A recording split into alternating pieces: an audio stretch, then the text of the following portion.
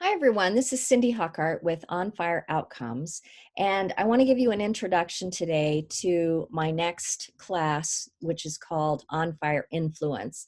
And in this webinar, you will learn the keys to learning how to have increased sales, increased effectiveness, and increased enjoyment in the sales process, or how I call it, learn to love sales. And the reason that I am doing this is that when I started my consulting business in 2016, and I have a slide that I'll show you in a few minutes that goes over some of this background. But I started from a place of coming out of 30 years in corporate America. I had no experience in sales, and I started my consulting practice as a result of business just coming to me. With 30 years of experience and knowledge in healthcare, I was able to add value through the relationships that others held. So I had a couple of key referral partners that would get the business, and then I would be contracted with them to provide the service. And that went so well that, I was just really busy at doing those kinds of projects.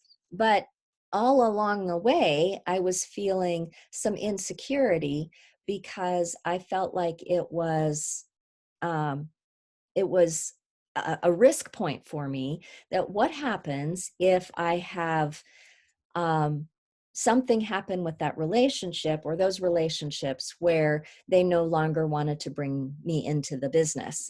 And so it didn't feel like I had any control over the projects that I was doing, or the relationships in terms of my commitment of time.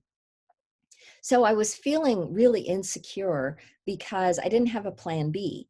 And I went about trying to gain additional skills and expertise, such as becoming certified in the Canfield Success Principles and becoming certified in the Barrett Values Center Values Assessment, and regenerating images in memory, otherwise known as RIM. I gained all those certifications, but what I discovered was that you still have to sell it.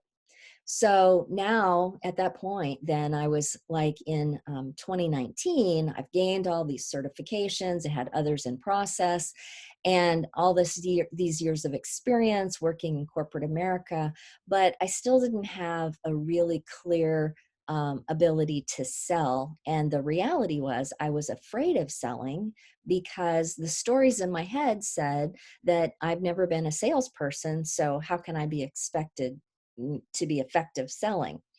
So I invested in lots of training and coaching and mastermind groups in 2019 to be able to develop the skill set that I needed to be able to sell.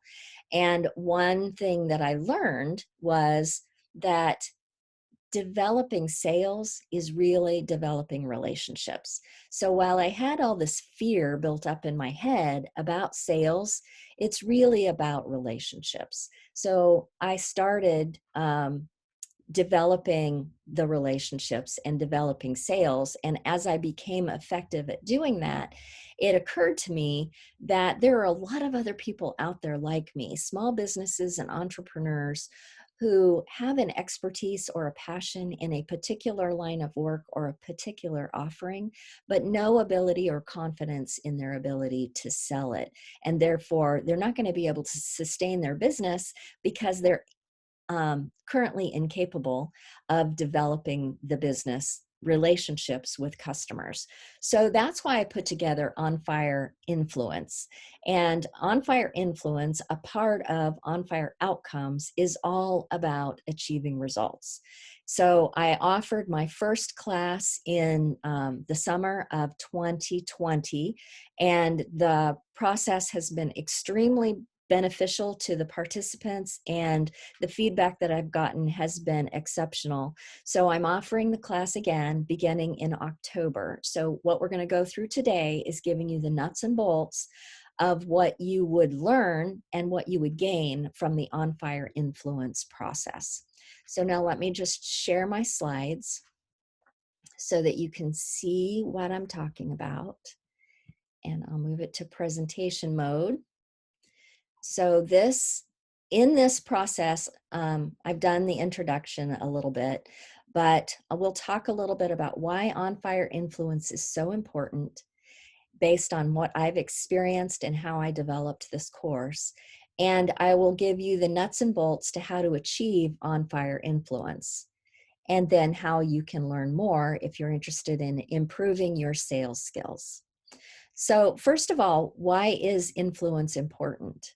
Well, after I developed all of those skills and services that I could offer to others, it became really clear that in order to serve or help people get what they want out of life or to sell products and services, I had to be able to sell it.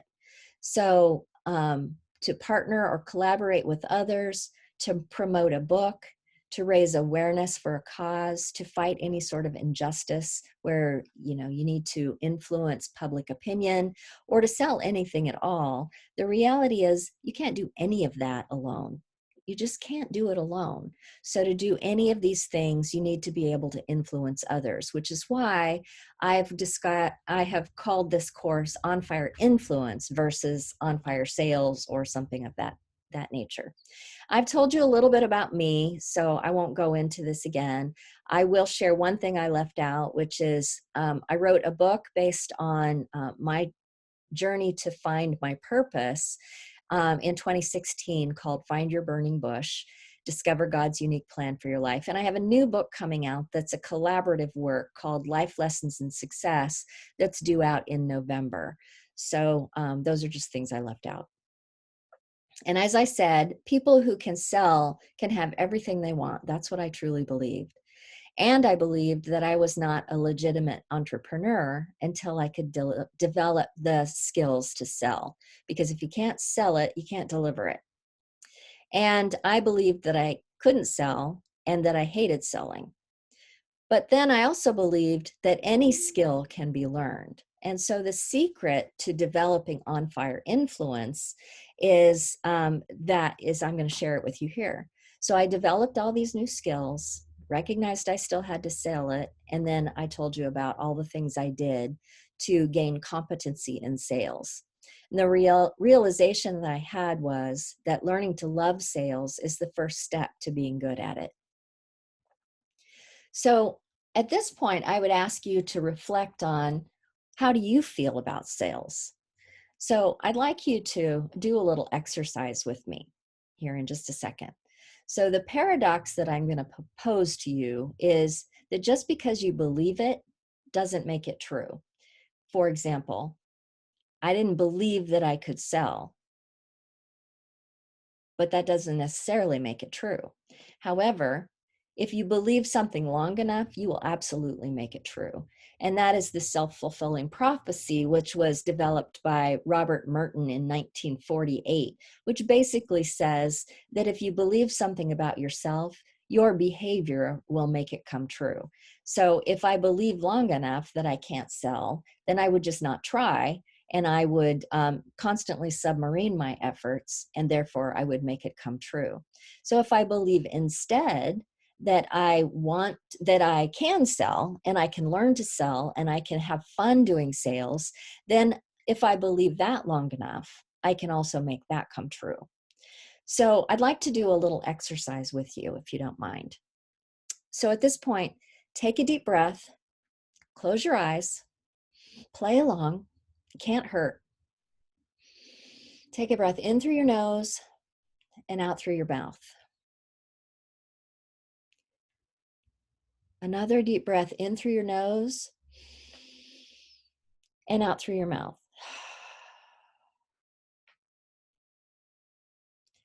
And with the next breath, use your imagination and have the breath come in through your heart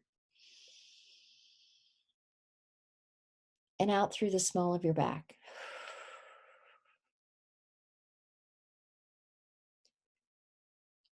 And now have your imagination drop down into the center of your being.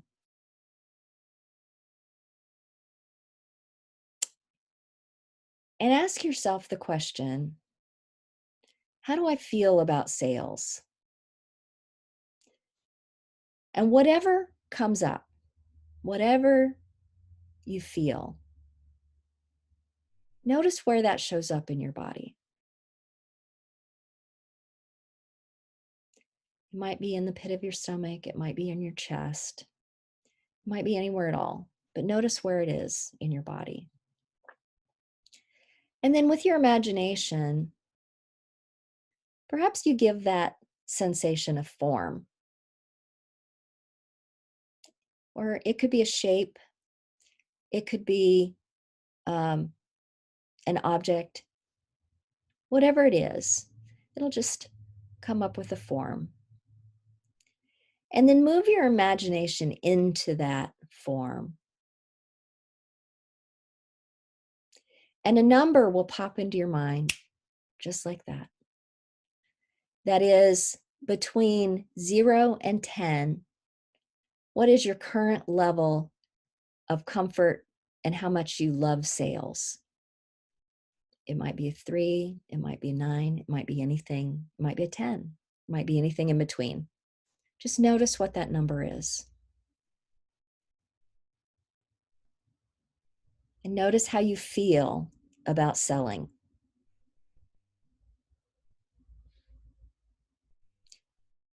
Now ask your imagination to give you a number between 1 and 10 of what you'd like to experience when selling. How much you'd like to love selling. It might be an 8, a 9, or a 10. It might be anything at all. Just notice what that number is. And then move into that number. Looking back at the number you currently are from the number you'd like to be. And notice how you feel now. What are you feeling as you have that level of confidence and love of sales? What does it make you feel in your body? Notice if there's a different shape or if there's a different energy to your body. What emotions come up for you being at that higher number, whether it's 7, 8, 9, 10. And just sort of lock that number in, is that would be your goal, and begin to believe that you could achieve it. And with that, taking all the time you need, go ahead and come back into your body, into your awareness, and open your eyes. So getting in touch with how you really feel about sales is an important part of the process. And understanding that you can get to a place where sales is fun and where you're effective at being able to make those authentic connections from a place of caring. So this was a game changer, or I'm going to call it a mind changer for me, that it's not about sales. It's about the ability to develop relationships and to influence others. And that's why I named this course On Fire Influence. So the whole point is to get to a point where you can help or serve others, develop a following, whatever it is your sales goals are. You can increase sales, develop strategic partnerships, find champions for your causes, raise money for charity, or start a movement for good. It all starts with influencing others. John Maxwell said, leadership is influence. That's it, nothing more, nothing less. So influence is a superpower. In order to make sales or to get other people to do what you want them to do, whether it's sales or some other kind of participation, they need to know, like, and trust you. We've all heard that. To do business with you, people need to know you. They need to know who you are, they need to know what you stand for, and they need to know what you offer. But that means that you need to know who you are, why you do what you do, and who you're trying to reach. What's your typical avatar or your customer? They need to know, you need to know what you stand for, what message you're trying to communicate, what your mission is, etc. And you need to have clarity around what you offer. What are your products, your services, or your causes? The On Fire influence process teaches you to know, like, and trust, teaches you the process of getting the know, like, and trust factor. And it will help you increase sales, increase agreements, because not everything you want is necessarily a sale, but an agreement perhaps to collaborate with others. It will help you to increase partnerships and synergies with others. It will help you increase referrals. But most importantly, it's going to increase your fun and effectiveness, decreasing any dread, hesitancy, or poor results you're currently experiencing. That's the value in On Fire influence. And there are some key principles I want to share with you that are foundational to the process. So one is people buy based on how you make them feel. They don't buy based on features and benefits. They buy based on how you make them feel. Just last week, my husband was looking for someone to help do some handyman work around the yard on a project he's got in the back. And a guy came over who was referred to us. A guy came over, and within 10 minutes, my husband decided not to do business with him because of how the guy made him feel. It didn't matter at that point what his skill level was, what the cost was, or anything he could add to the discussion, because he made the feeling of the relationship uncomfortable. So that's an important principle we'll build on.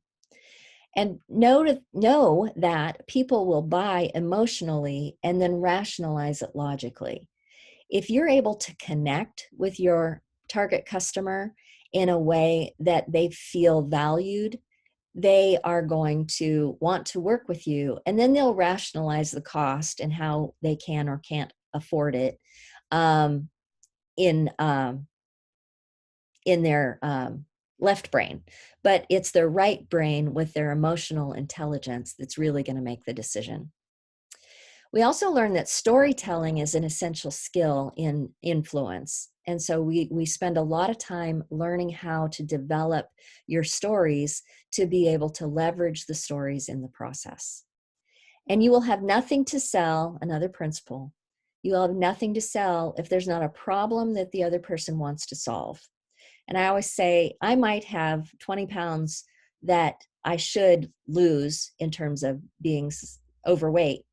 But if I don't feel it's a problem, and if I don't feel strongly motivated to address the problem, then nothing is going to be sold to me, because it's not something I need or want to resolve.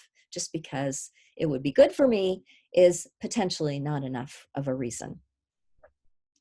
And then the last principle is success is accelerated by leveraging partnerships. We don't do anything alone. So it's really important to understand how to leverage relationships to scale what it is you want to achieve. So the On Fire influence formula is here. There are 5 steps to it. And the largest and most significant step is developing emotional rapport. This is something you do initially and ongoing. And without this step, there is no sale. So we'll spend some time breaking that down in the next slide. But this is a quote by Dr. Ivan Meisner,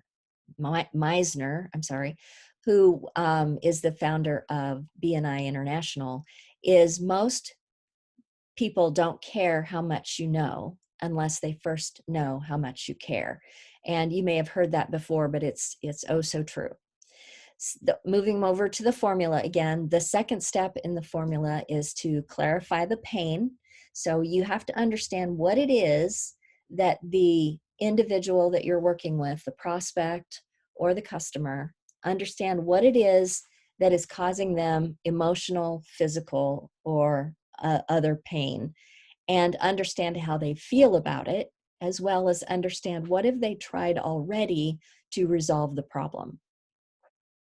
By understanding what they've already tried to solve the problem will give you clues into whether or not this is a customer you really want to work with, and it will also help you have some keys to overcoming objections on the back end.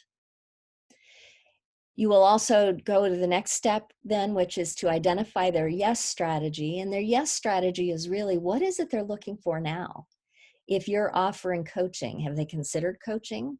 Or have they already dismissed coaching, and so you need to understand that going in? Or if it's a program you offer or a product you offer, is that what they're looking for? And if it's not what they're looking for, can you position it within what they are looking for? And then step 4 is the unique identity. And it is only at step 4 that you begin talking about yourself, and you do so with permission. So you go through all of the rest of the formula before you ever talk about how you can help. And that's an important component. And many people, especially those early in the sales training, will get wrong because they're so hungry to tell all the features and functions that their product or service has. We call it benefit vomiting. That they don't first establish that there's clearly a need and an emotional connection. So it's important to wait until your unique identity to start talking about yourself, your products, and your services.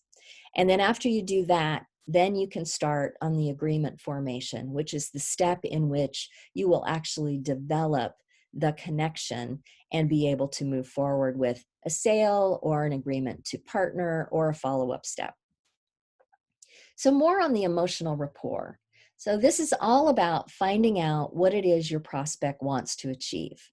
You build trust through respect and validation, and you help them make decisions based on the emotion that they're feeling, not the statistics that you have to cite.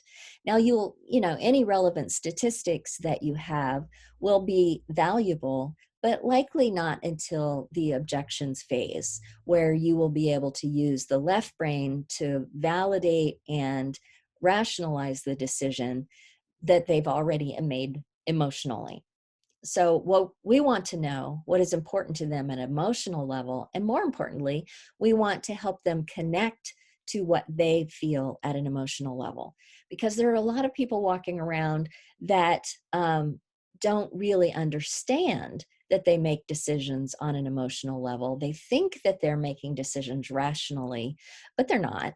And helping them to connect with the emotions that they're feeling with the current circumstances is what's going to allow you to help them move in that next direction. And we do all of this emotional rapport building through asking questions. We demonstrate to our listener or to our prospect that we hear them and care about what they say, sprinkling in igniting elements as we go. And I'll talk about what those are in a minute. But we're really going to be listening in for emotional cues that we can stoke their emotions, not to make them feel bad, but to help them to connect with what they really want and how it will make them feel. Much like we connected to how you'd like to feel when you are at that, 7, 8, or 9, or 10 number in confidence of sales. So the categories of questions that we use in developing emotional rapport are displayed here. So first we're going to, and this isn't a script, it's more categories of discussion, categories of questions that you're going to use. So first you're going to ask about, how they got to where they are. If you're talking to them about something in business, maybe it's, how did you start this business, or why did you start this business? What brought you to where you are today? And what's happening now. So you really want to give them an opportunity to share with you what's going on in their life. And nothing will be shared with you by accident. So if they bring something up, they care about it.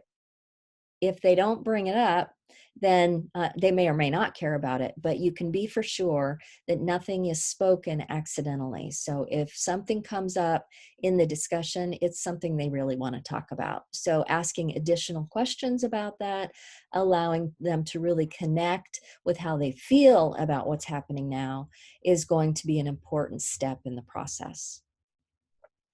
And then the next step is, if you could have anything you want, what would you want for your future? And it, again, related to the topic at hand, because you can guide the discussion so that it's in the area of what you do and what you have to offer. And then the last two steps are the positive review and the improvement review. And typically my experience has been that once you ask them what's working now in getting you to your goal or your vision for the future, they're going to organically tell you what's not working now. Now, if you do happen to get to a customer who, or a prospect who gets to that point and they're like, no, everything's great, it's all good, then one of two things is happening. Either one, they're really comfortable with the status quo and don't really have dreams for the future that are in the realm of, what you've been talking about, or they simply don't trust you enough to share it yet. And that's completely possible, especially if it's an initial meeting where you haven't really had the opportunity to fully develop the relationship. Then that can be something that can be a limitation for you.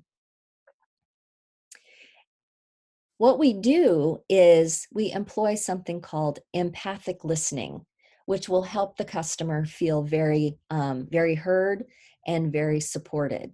So empathic listening, and we'll talk about the various kinds of listening that we use on a daily basis, but empathic listening is a special kind of listening that cues into not only the words or the content, but also the body language, the tone, the specific word choices, and the energy level with which they're speaking. So you can really begin to, if you're really listening with all of your senses, you can really begin to connect with what kinds of things are they saying that is feeling an emotional charge. And when they share something that they really care about, you'll be able to pick up on that. And then you can dig a little deeper. You can just ask clarifying questions and ask them to share a little bit more so that they can truly connect with what it is they're feeling about that topic. And then there are 10 igniting elements that we talk about as it relates to developing the relationship with your prospect. And without these 10 elements, it's just a discussion, right? It's not a heart level discussion. It doesn't really connect at the same level. So I'm going to very briefly describe them here just in terms of definitionally, and then we go into them in more detail in the class.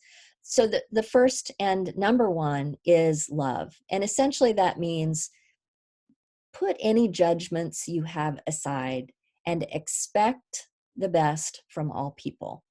And if you expect the best from all people and you want what's best for your prospect, then helping them to identify what they care about and have solutions for their problems is an essential part of the process. So that's just where it all starts, is really having a sincere, authentic desire to help people through love. Number 2 and 3 are acknowledgement and validation, and that is those are important steps to encourage sharing and encourage when someone says something about how they feel about something, acknowledge their feelings and validate that what they're feeling is very normal and expected given their circumstances. That gives people permission to continue to share and to have a great level of transparency and trust in the discussion with you. The transformational listening, same thing as the empathic listening I talked about earlier, is really tuning in with all your senses so that they really feel heard and supported. And then the next step is leveraging the power of questions. And these aren't steps, these are elements. And the power of questions include open-ended question and closed questions based on where you are in the formula and what you're trying to elicit in terms of the response. Emotional and energetic transference is essentially, and it's connected with matching and mirroring, because you want to be able to meet them where they are in terms of their mood and their energy level, or just slightly above, and then bring them with you as you increase the energy and increase the excitement for the prospect of working together.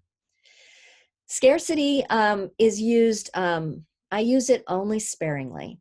I use scarcity within the construct of helping them to see what the consequences would be if they don't take action to solve their pain or their problem to reach the goals that they want to achieve. I never use false scarcity. A false scarcity example might be there's only 10 slots available, and if you don't get one of those 10 slots, then you can't participate. I do limit my classes to 10 to 12.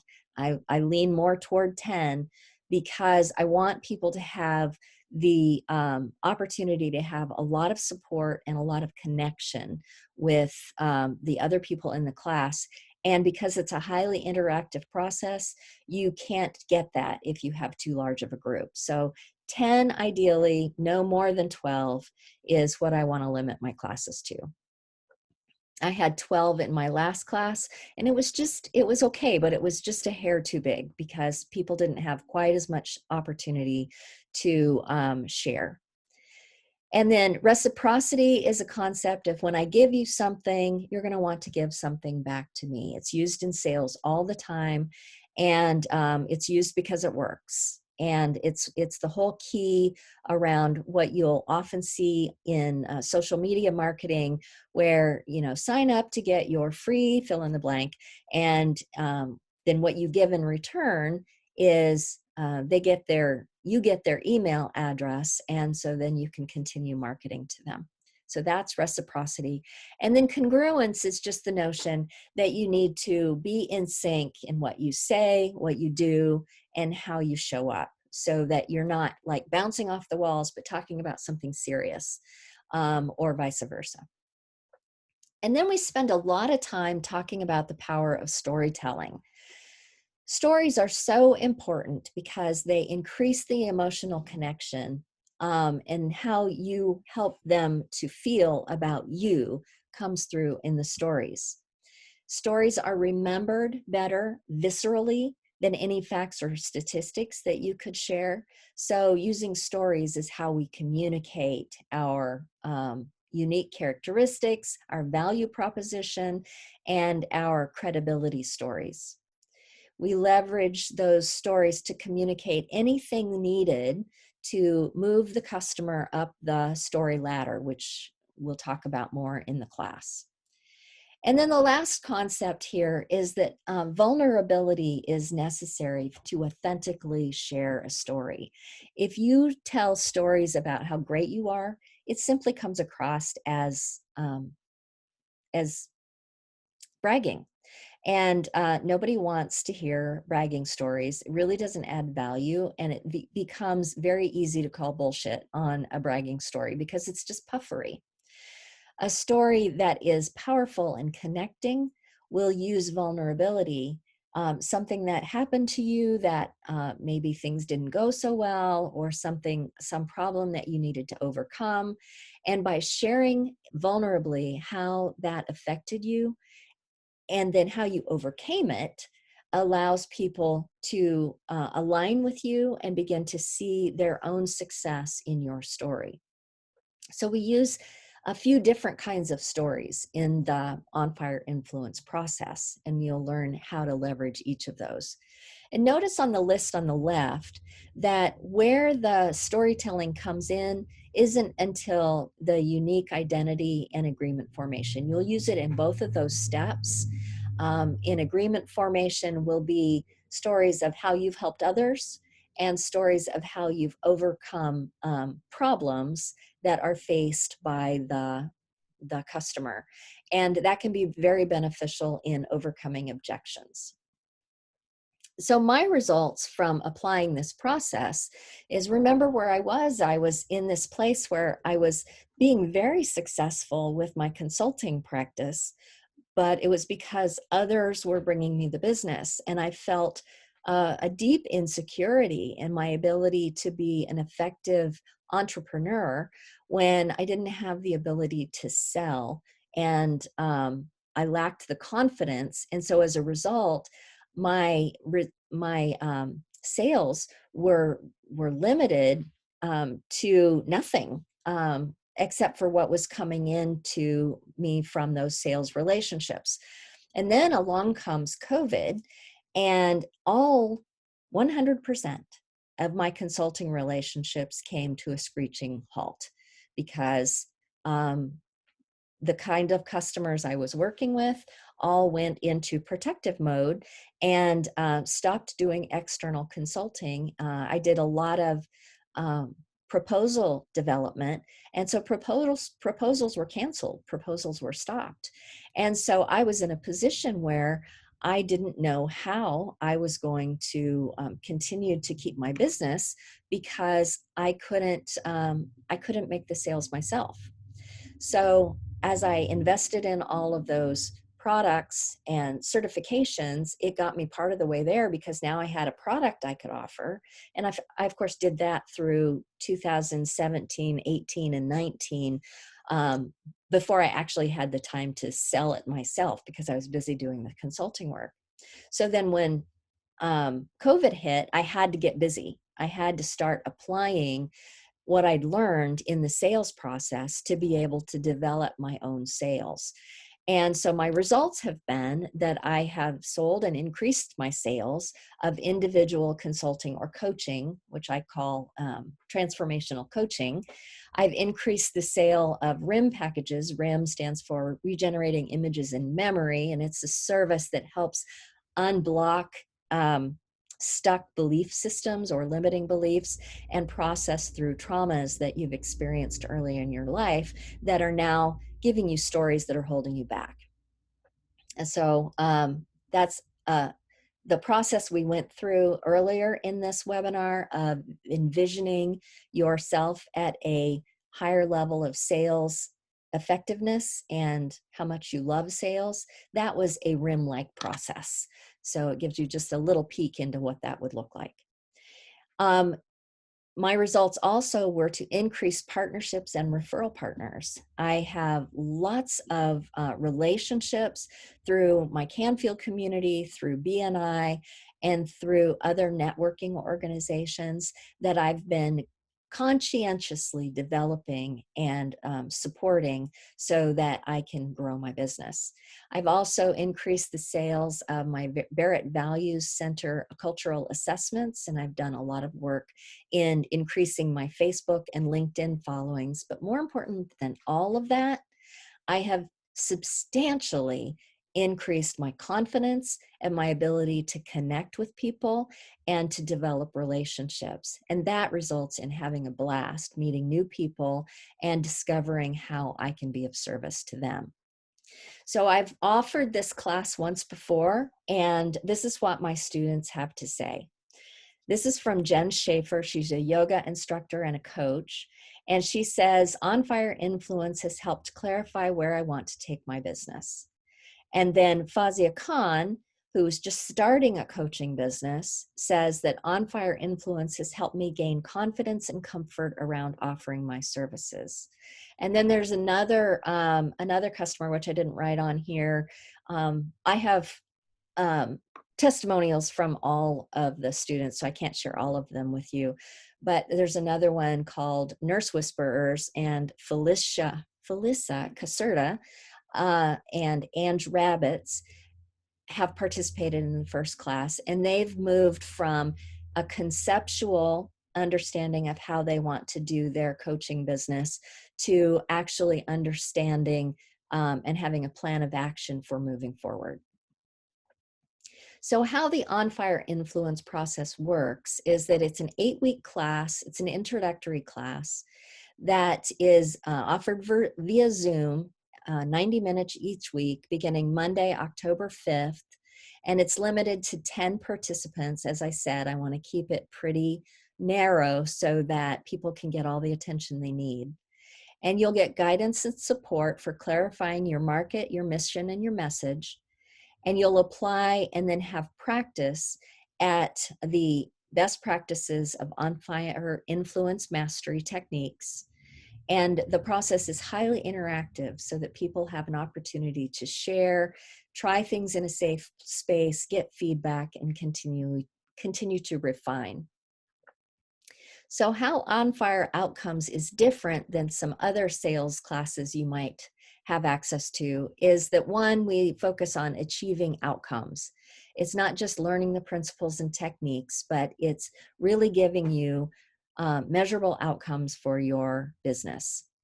And you will develop or use one of your current products to serve as a project for the business, so that you're rolling up your sleeve and using your own business to build on your results. And we'll provide a small group type of mastermind support so that we can problem solve and address any questions that come up. And the last way, which is not on the slide, but the last way that it's different is you can probably already sense that there's a difference because of the process we went through earlier, where you are getting in touch with how you're feeling currently about sales versus how you'd like to feel about sales. And that is going to make all the difference to your outcomes. And it's not just mindset, it's really reframing how you see sales, how you see yourself, and how you use the techniques and principles to move you to what you want to achieve. So the investment for your success is $499 one time. It is simply an introductory webinar to introduce you to me and to my work so that you begin to more comfortably know, like, and trust me. And as a result, I want to keep it really accessible to almost anyone. So the investment of $499 can be paid by credit card, or in another manner. We can work that out. So if you want to get started, you can email me at cindy.hockart@onfireoutcomes.com to get started. And classes will begin on October 5th and run through November 23rd, which is the week before Thanksgiving. The expectations will be that you participate fully and complete all the assignments. You get in it, you get out of it what you put into it, right? But the expectation is that you're all in, and you're going to show up once a week for 8 weeks, have a small assignment to do before the next week that applies what you've had to learn, what you've gotten to learn in that session. You'll either attend all the sessions or you'll watch the recording and do the assignment as it's provided, because I will provide the recordings. And then I'd ask that you provide a testimonial at the end if you believe it's warranted. And I've already told you the dates are 8 weeks beginning Monday, October 5th through November 23rd. And the outcomes you can expect is that you will learn how to connect with your prospects to make them feel heard and cared about. You'll receive a free personal values assessment to center your approach. You'll clarify your market, your message, and your value proposition. You'll learn the best practices in relationship-based sales. You'll increase your comfort and fun with connecting with people so that you really will do the activities. Because if you hate sales, you're going to have a really hard time picking up the phone or sending emails and reaching out to people to get them to connect and learn what you have to offer. You'll increase sales activity as a result of that, and as a result of sales activity and this new process of connecting with people, you'll increase your sales outcomes. So then you'll gain more confidence in your sales and your ability to influence, and you're going to have more fun. So if you have any questions, let me know. You can drop them in the chat, or you can send them via email, and I will be sure to get back and give you any answers. And I thank you for participating and watching this webinar.